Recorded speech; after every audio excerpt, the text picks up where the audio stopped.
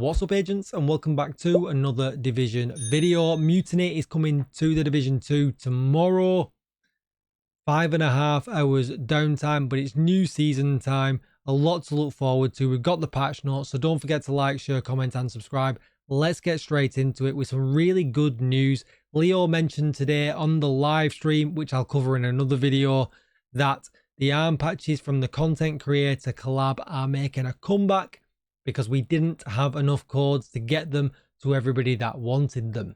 This will be an unlimited use code, so everybody will be able to get the DJTICKLE, the Nothing But Skills, and the Rogue Gold arm patch, which is absolutely great. So as soon as I get my code, I'll post it on my X, I'll post it in my Discord, and I'll post it in a YouTube post, so everybody can finally get the patch, which is just great news, because I know there were so many people that missed out, and yeah, it made me feel really sad not being able to give it to as many people that actually wanted it. I was really overwhelmed with the support.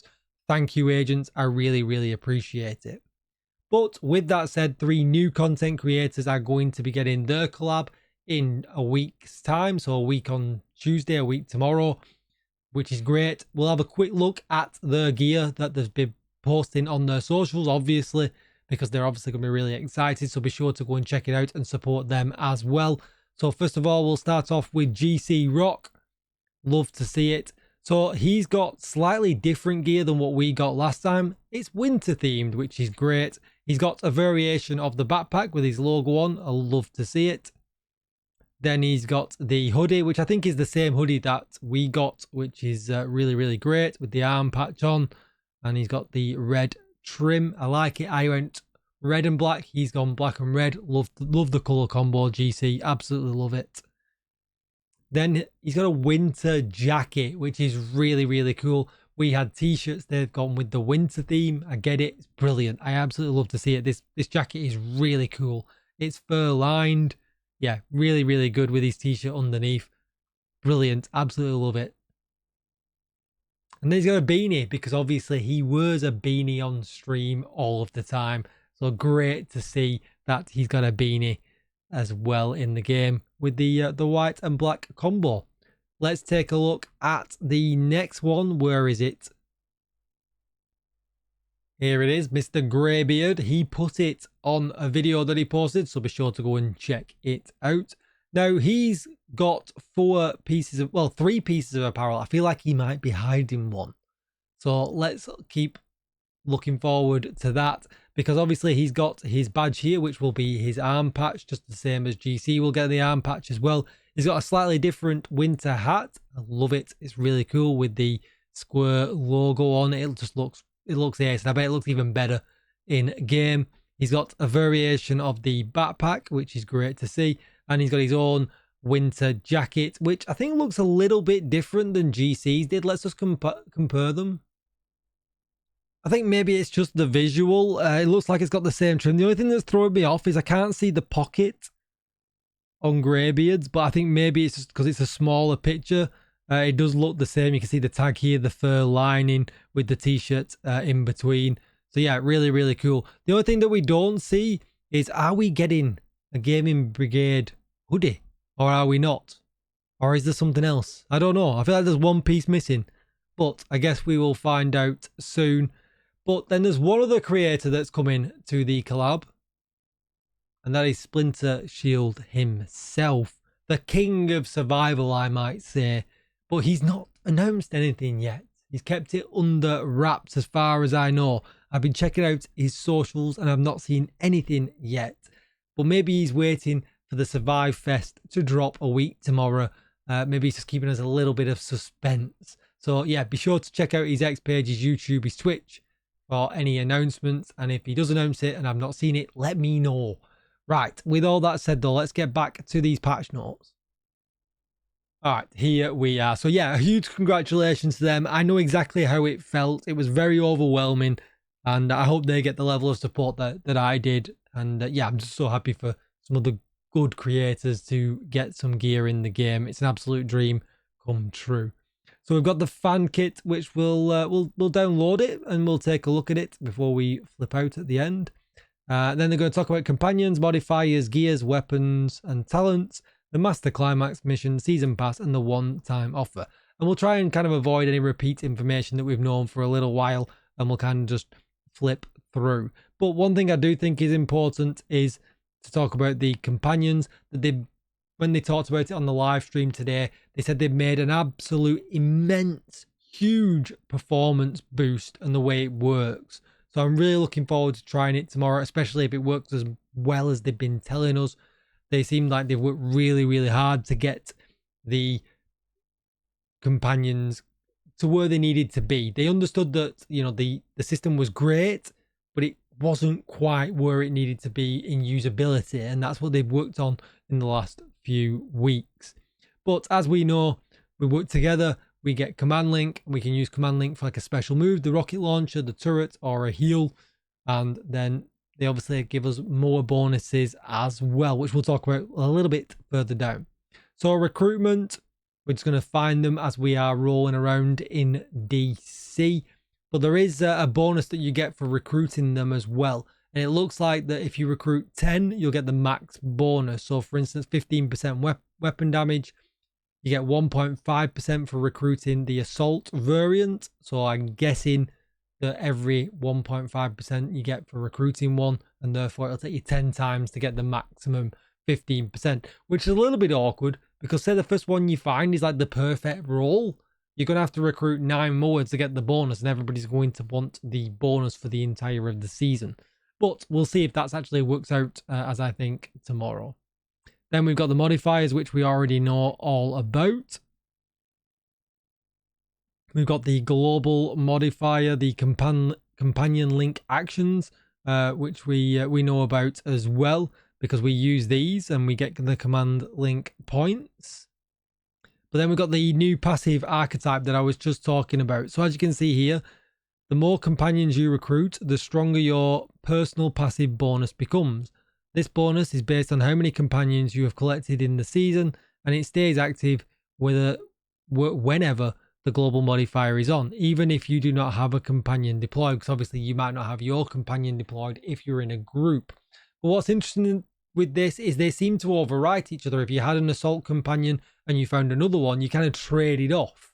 You didn't have the ability to go back. So I'm kind of a little bit confused on how it's going to work, but what I can guess here is that every one you do collect, you get 1.5% extra weapon damage up to 15%. Meaning if you collected 2 assault ones, you're going to be 3%. If you collected 3, you'll be at 4.5%, and so on and so on and so on. But yeah, the problem is going to be if you find your perfect assault companion and it's within 10, you're probably going to have to overwrite him if you want the bonus. And I guess really it's going to be a matter of collecting 10 and then finding the one that you really, really want. The same with the medic. We get Hasbro up to 20%, meaning our Hasbro builds back. Maybe. And then we've got the engineer, which gives skill efficiency up to 15%, which is a huge boost for skill builds this season as well. Then we've got the co-op rules, which we know about that. We can only have 1 companion out, and then there's a 90-second cooldown before another agent can do it. Hopefully that will stop people kind of spamming it. But really, you want to kind of have that discussion to who wants to have the companion out. Maybe someone's got a better leveled one, etc., etc. And then we've got the active modifiers for Spearhead for the Assault, which is the RPG that bleeds in a small radius, which is great. We've got the Tech Line Engineer, where it says, you know, it's a little bit different. Deploys a turret that locks down enemies and increases your team's skill damage while active. Higher levels enhance its firepower and disrupt effects such as EMP burst and explosive rounds, which is great because before it just targeted weak points. Now it's actually doing some good work, hopefully. So yeah, really, really good. Definitely happy to see that. And I'm sure that the assault guy gave some kind of damage to target out of cover to the enemy, but it doesn't mention that here. But it did mention it in the previous note. So maybe I'm thinking about that wrong, but I guess we'll see.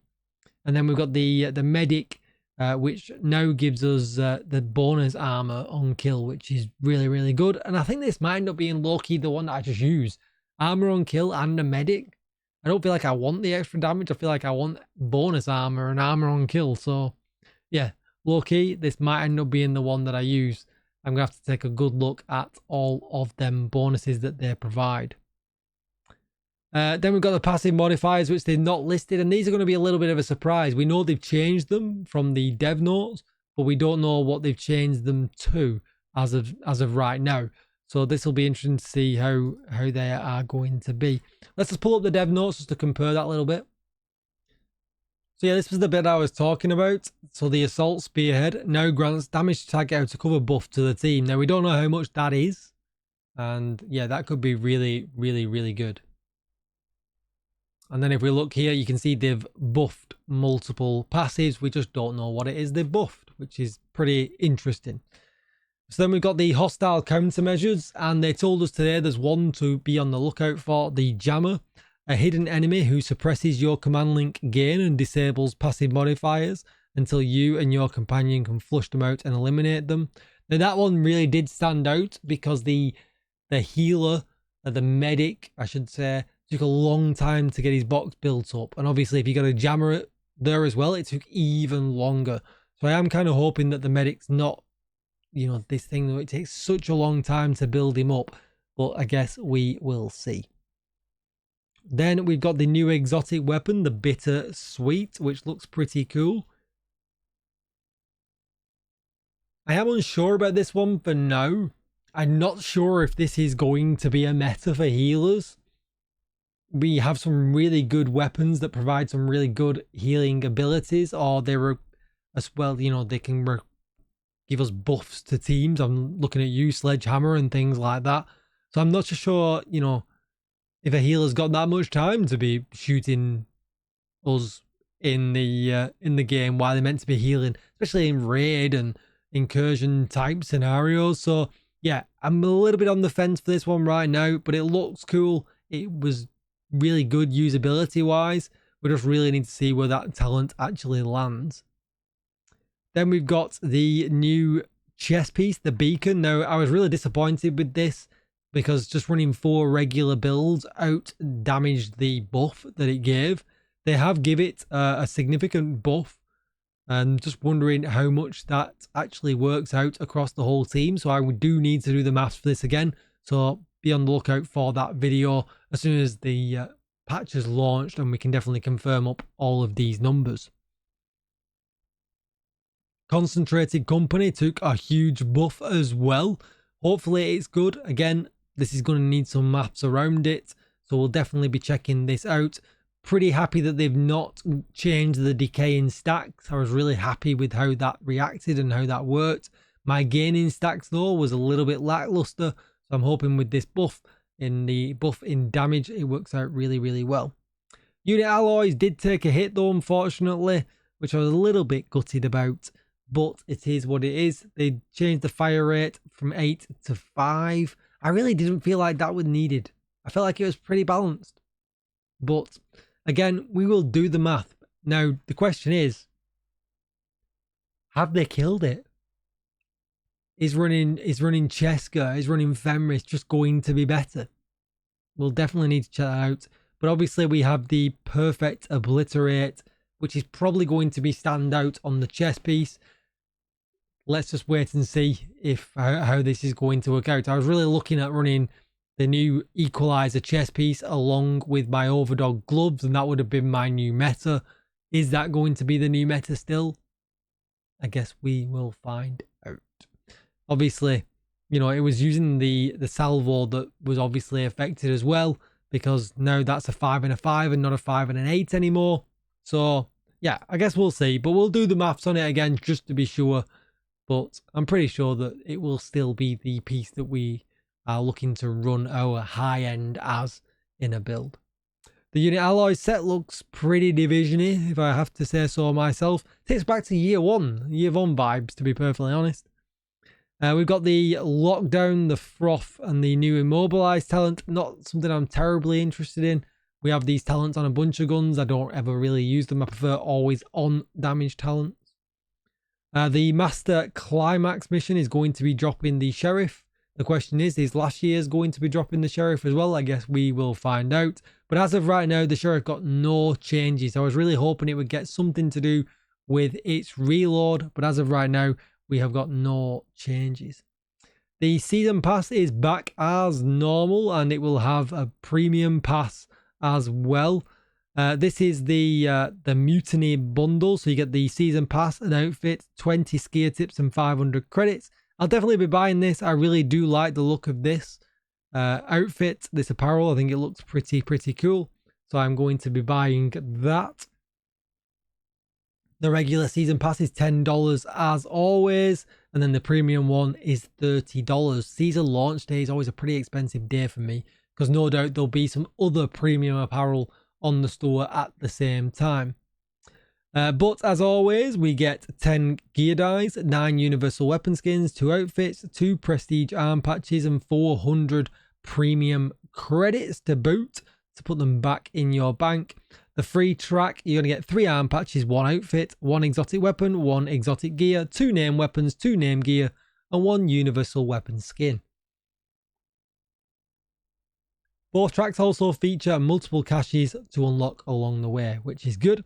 The one-time offer is back with one of the cooler looking helmets that we've had, to be perfectly honest. So for $20, you're going to get 2,000 premium credits and 600 bonus credits as well.